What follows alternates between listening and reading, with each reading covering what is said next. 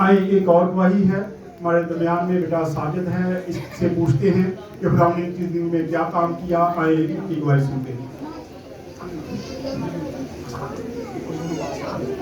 मेरी तरफ से आप सबको सलाम।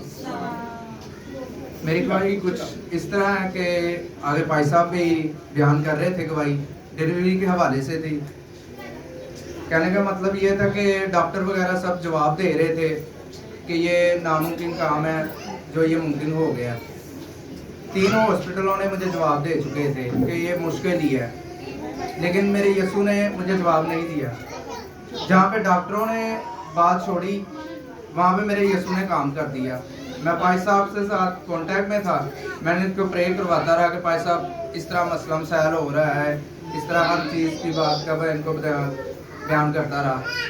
लेकिन शुक्र है खुदावंद का, मेरी बेटी भी ठीक है और मेरी बीवी भी ठीक है, और ये सारी दुआएं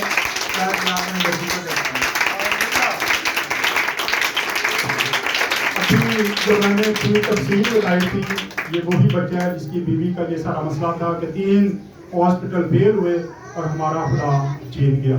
खुदा का शुक्र है कि वो दोनों अपने घर में सलामती से आ चुके हैं। शुक्रिया।